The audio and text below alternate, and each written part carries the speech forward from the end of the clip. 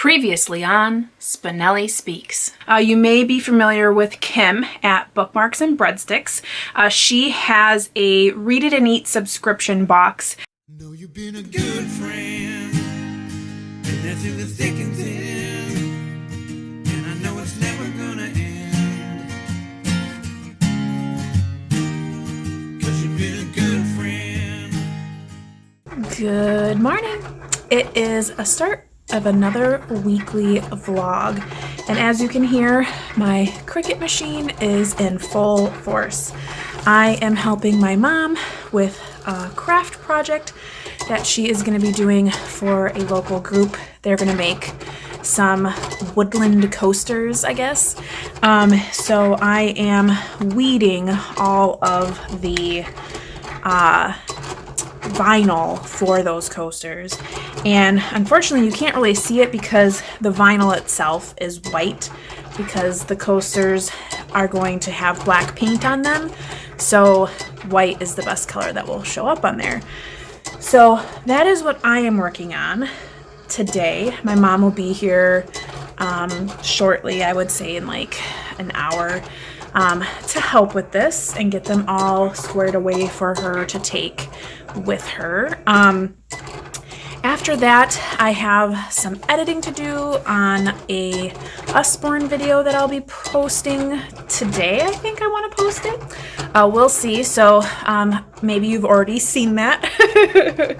And then I have some other bookish things I need to do. I need to get some reading done.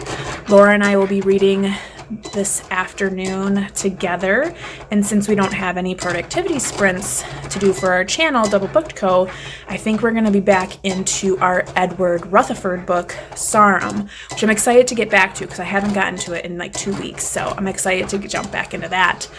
And then I need to start reading A People's Tragedy, which is that Russian Revolution textbook that Christy and I are going to be reading. We just talked again about breaking it up by month, so I should probably dive into that a little bit as well. So maybe you'll see me later on today, maybe you'll see my mom later on today, who knows, but I thought I would pop in and say hello.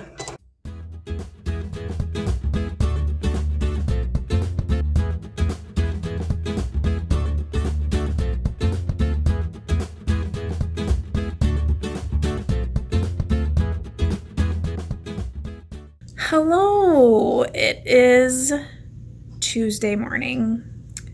I think you may have seen that I was reading yesterday, but I didn't check in with you. Seeing as yesterday the kids had off of school, it's just really hard for me to film when there is, let's be honest, my stepdaughter. I don't know, I just feel really awkward doing stuff like that when she's in the house.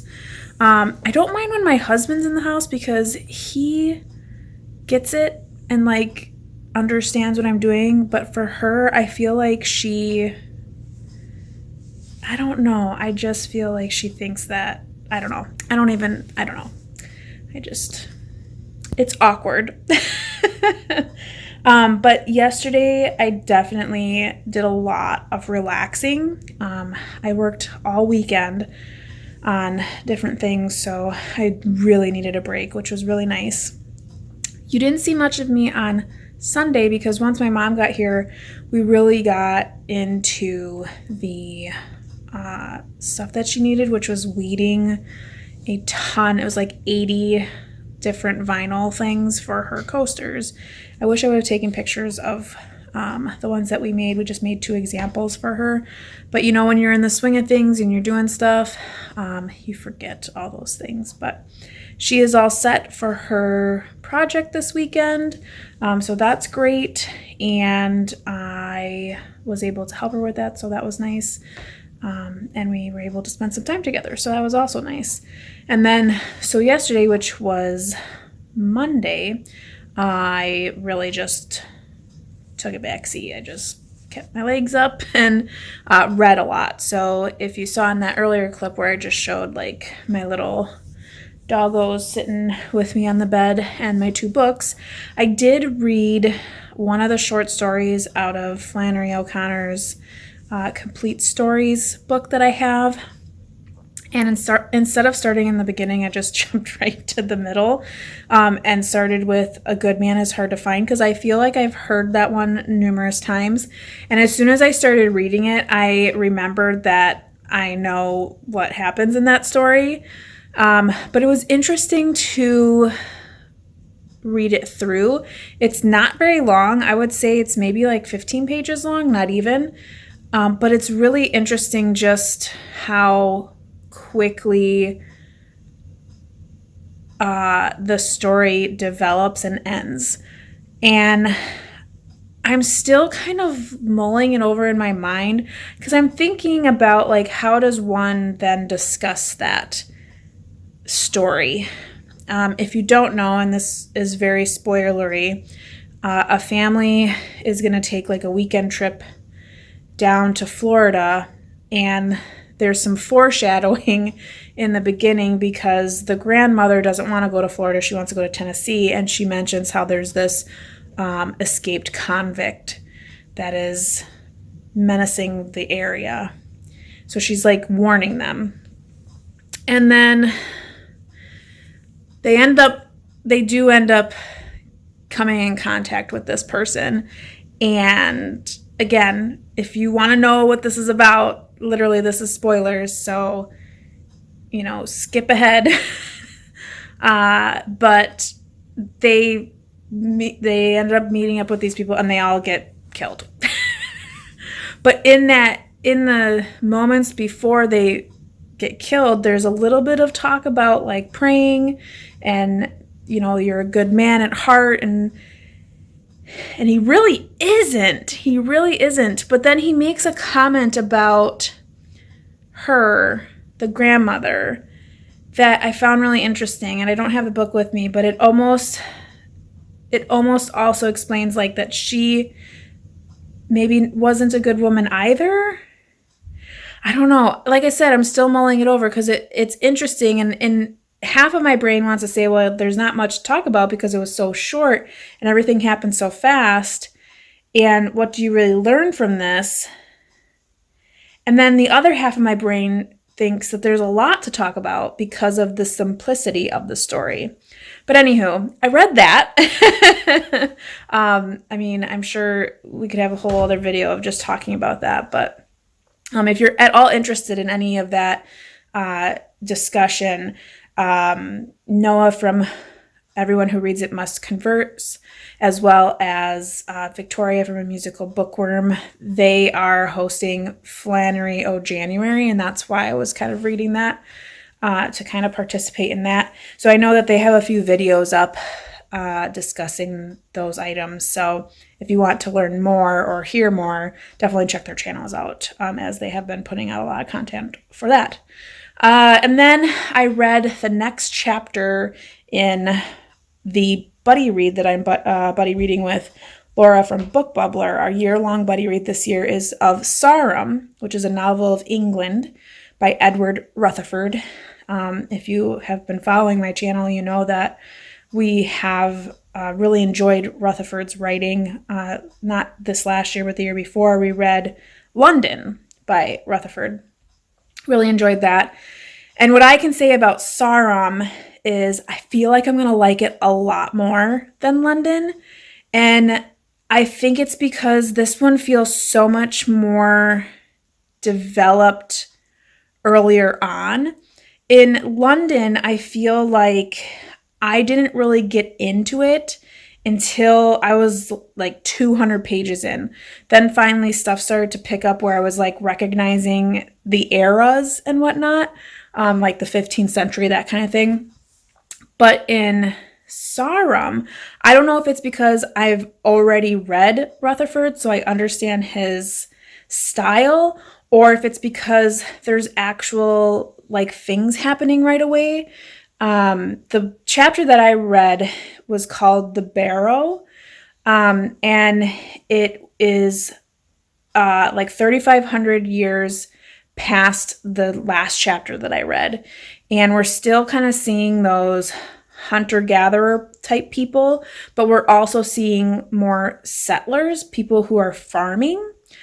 And what I really love about Rutherford's writing is the fact that he puts together both the historical pieces of England's history along with fictional characteristics. So like he creates all these people that could have been there, but the history really surrounds the fact that there were people that did this. And the barrows are more or less when they used to entomb their like leaders and whatnot. So then you have these like domed hills that were created as like religious monuments, almost spiritual monuments, kind of like if you think about Egypt when they used to entomb their pharaohs. It's similar.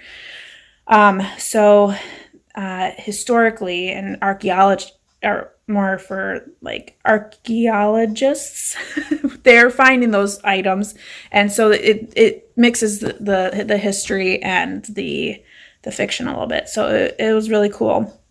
I'm just approaching, so this next chapter 3, is The Henge, which is like 70 pages long. So I'm like, oh, because when I sit down to read a chapter of Edward Rutherford, like I want to read the full chapter because it's like a story in itself. And this one's going to be about like Stonehenge. So I'm like really excited to read this one, but I have to like know that I have time to read it. So I don't think I'll be reading it anymore this week until maybe Sunday, but it was really good. I really love his writing. If you're into like historical writing that's still fictional, please pick him up. He's great. I think the one that I'll read after this will either be his Ireland pieces or his New York book. And I know he recently just released one for China. So he's an excellent writer. But anywho, I have waffled on long enough. I forgot. I also read some of Atonement. So yesterday was a big reading day for me. In Atonement, we're reading Atonement for our book club with DoubleBookedCo. And we have been having people dropping off like flies, DNFing this book, which is great. I would rather somebody DNF a book than feel like they need to trudge on just because it's part of a book club. So I've been really happy that people have felt so comfortable DNFing. And it's perfectly okay. Now for me, I may have DNF'd this book, but for me, because I'm one of the moderators, I obviously can't DNF the book. But at the same time, I'm happy that I haven't DNF'd it yet because I am really intrigued by the story, but I'm not so much intrigued by the way the story is being written because it's very literary. And for me, being someone who comes from a literary background, I'm fully educated in literature. I'm just not into it for this particular book. I feel like the book is too floral in language. You know, I understand the point you're trying to make, but I feel like you could do it with less words. But anywho, I'm more in this particular case driven by the plot. So I'm interested to see how everything fleshes out.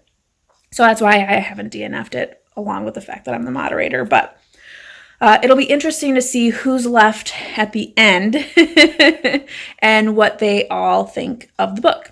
So if you yourself have been reading the book, just as a quick reminder, we are having our live discussion on Sunday the 30th. So you still have time to jump in there. And even if you aren't reading it, but you want to hear what we have to say about it, definitely jump over to DoubleBookedCo's channel for the 30th for that live discussion. It should be pretty interesting. I think we're going to talk a lot about DNFing and why and how you choose to DNF and if there's anybody that got all the way through and wish they DNF'd and all that kind of thing. So it's a great conversation. But okay, again, I think I've been on here way too long. So I will catch you later. I probably will come back a little later in the same day. Maybe, no promises. But I do have a couple of things to do. I just made my grocery list. So I have to go get groceries. I have to go to the post office and I have to film something for today. I received a Read It and Eat box from Kim at Bookmarks and Breadsticks. So I'm very excited to unbox that for everyone here and then help her with her crowdfunding initiative. So I'll leave that information in the description below just in case you missed the other video. But she's doing a really great job of just supporting so many different causes, and for being a small business owner, to put almost half of her energy into supporting other businesses and supporting different campaigns and fundraisers is just really, really amazing. So I really applaud her for all of her efforts and want to help her as much as I can. So like I said, her crowdfunding initiative will be in the description, and then check out that video, which I think will already have been out if you're watching this. So anywho, we'll see you later. Good morning. Yes, I understand it is the morning again, and I have not given you guys any updates yesterday. But yesterday was just getting a few errands run, and then I uploaded my Read It and Eat video, and I made dinner, and that's it. I didn't read anything or anything fun. It's just another slow day. But this morning, it's pretty early. It's a little after 8. I've been up since 6, but I have to go to the doctor today and do my glucose testing. If you have ever had to do that, you have to drink this drink. So we're going to drink the drink and see how it goes. I have heard... Just setting you down there. I have heard that it's not good. So we're going to see. So I have to drink this when I have an hour. So I have to be there at 8:40 and it's 8:10. So I have to drink this within 5 minutes. And it's really cold and I'm like, oh, do I want to drink this? Okay. So by 8:15, that should be plenty of time to be in my appointment. Okay, so the fruit punch flavor smells like fruit punch. Bottoms up.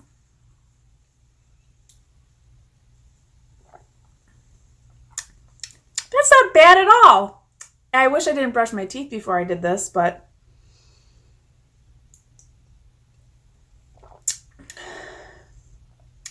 that's actually quite tasty. Okay, I don't feel bad about this anymore. It's almost got a little bit of a seltzer effect to it.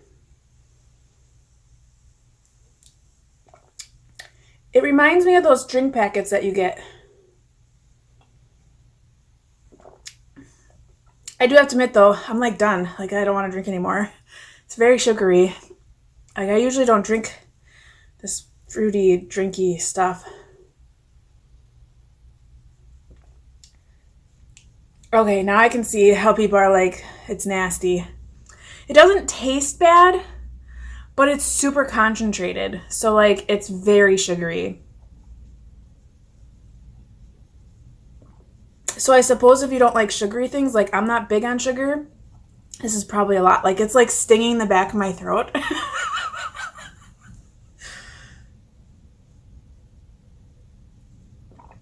It's as if you use one of those packets for your water, but you only put this much water in it.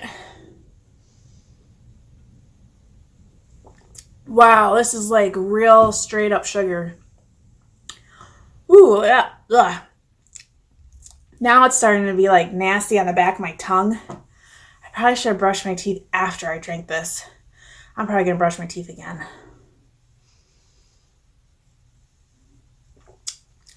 Ooh. Okay, I'm almost done.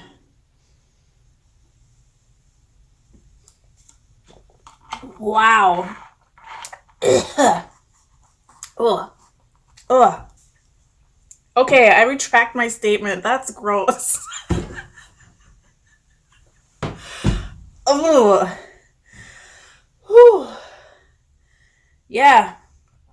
That was straight up sugar. That was a lot of sugar in there. Holy moly.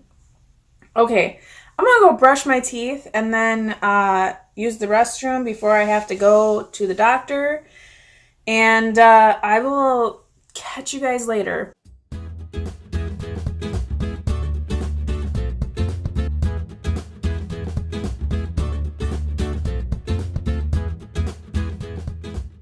Okay, it is like 10:30 at night. I know this week, I have been terrible about vlogging. And quite frankly, it's just been a really weird week. I've been having like ups and downs and like doing things, but also not doing things. So the last time you saw me, I was drinking that thing for my glucose screening. And thank the heavens, I passed. So I do not have to go back for the 3-hour test. I do not have to drink that drink again. So that was good. So I did pass that. But what I also had to do with that appointment is I got my flu shot. I got a whooping cough and tetanus shot. I got my blood drawn for the glucose screening. And I had to get this other shot because my blood type is a negative blood type. So there's something with, I can't remember what it was called, which is really bad of me. It started with an R. But anywho, I got a shot in this arm. I got a shot in this arm. I got blood drawn from this arm. And that other shot's in my butt. Yep. So I had to pull all the band-aids and stuff off today, and yeah, that was not fun. And my arm is so sore from that whooping cough. Like, just even touching it, it's like sensitive to the touch. But anywho, all done. I'm anticipating, like, so yesterday after I got home from the appointment, I pretty much like came home and ate because I had been fasting for the glucose screening. And then I totally passed out. Like, hard. I was so tired.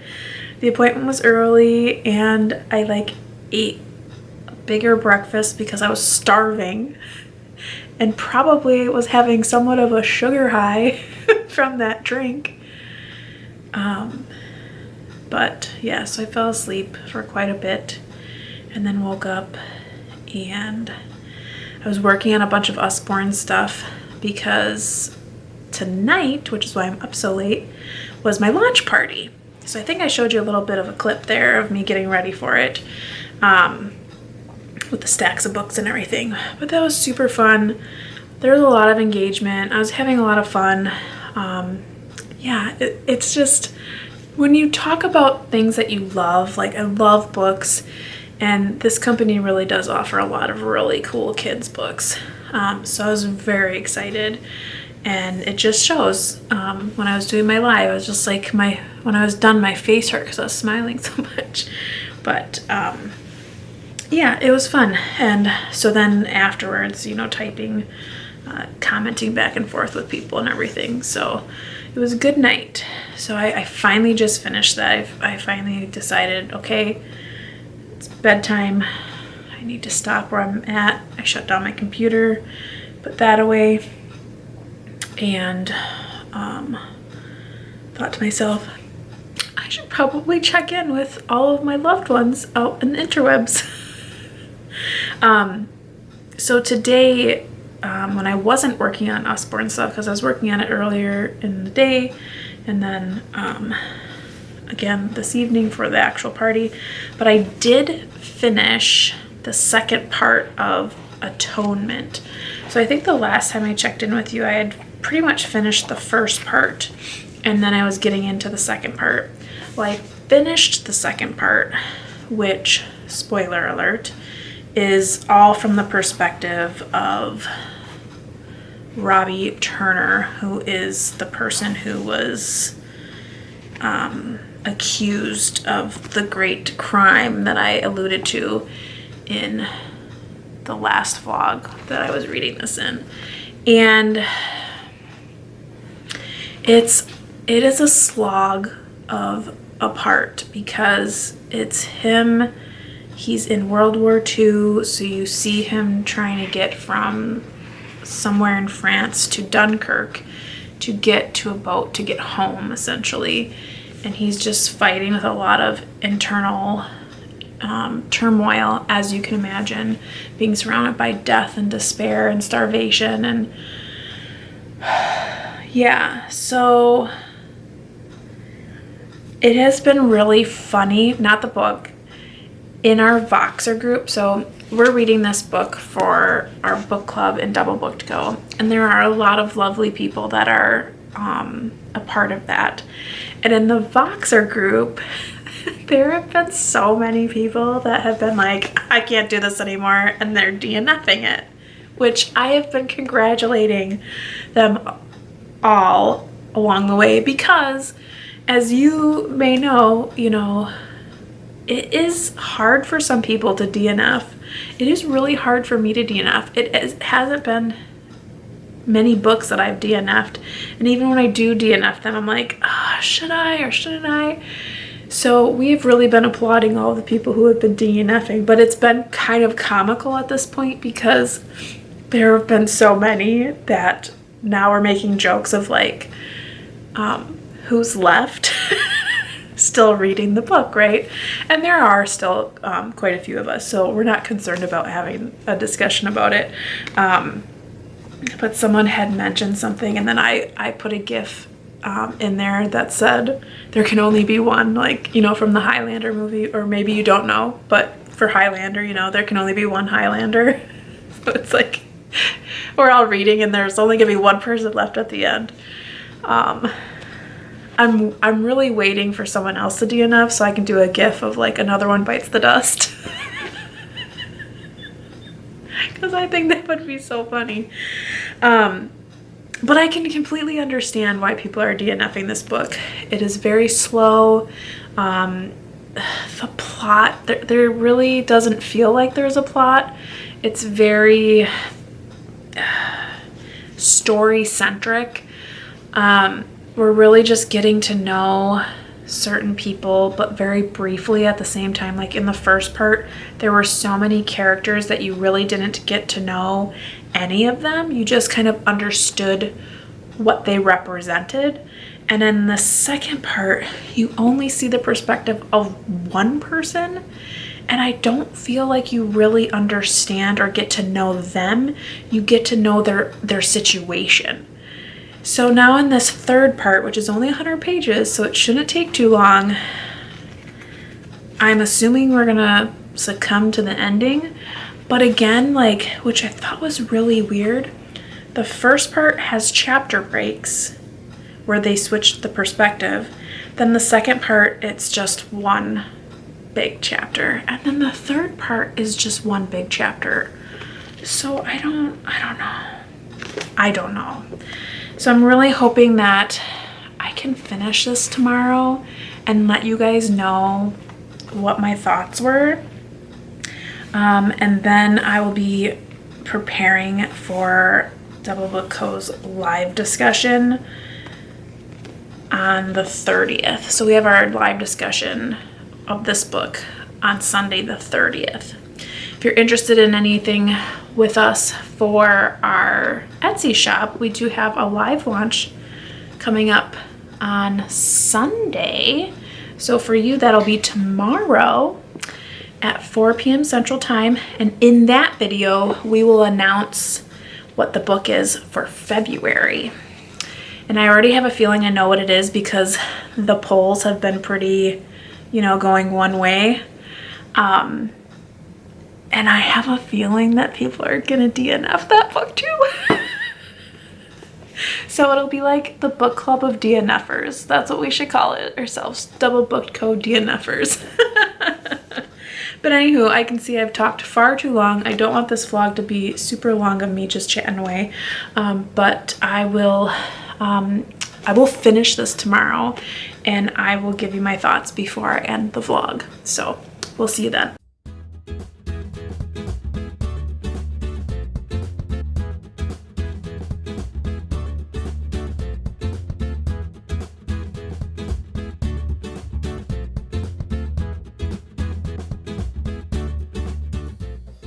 Okay, so as promised, I did finish Atonement. So I finished this sucker, and I just feel like, I don't know, my initial thoughts are I really didn't like the book. And then as I think more about it, I would take the really out. I think I just didn't like it in general because I feel like there really is no atonement. I really don't feel like there's any justice or any forgiveness or anything. I just feel like it was just a story. And we were given parts of the story that we didn't need to know. I feel like the parts of the story we should have known were never addressed. Characters that we should have been, in their minds, we weren't. So overall, when I've ranked it, definitely my engagement of this one is definitely a 2. And the writing style and the creativity, I did give it a 4, I think. A 3, maybe a 3. Maybe I give 3s. I think overall my rating is a 3 for this book. I definitely see its value. I definitely see why it was made into a critically acclaimed film. My guess is it plays out better as a film than it does in the book. So I think after our book club discussion, I will try to track down the film and see if that is any better. I have a feeling it probably is. It probably conveys more of a story with the characters that you would assume would be, followed in the book. They probably do more justice in the film. But I'm going to leave you here. I am not feeling well today. Both of my arms are very sore. Not only in the spots where I got my shots, but they're just all together really sore. I just had to have my husband drive me around because I just didn't feel well to do the errands that I needed to do. So I'm going to stop the vlog here and very slowly edit it together to get it up for tomorrow. I'm sorry this is kind of like ending on a note, but I'm just not feeling well. Like, I don't feel like sick. I just feel like really run down. So I'm guessing that's the flu shot. But anywho, I will check back with you all for next week's vlog. Until then, I do hope you're eating something great, taking care, and staying safe. And as always, you know how it goes. Happy reading. Bye. Good friend, and that's in the thick and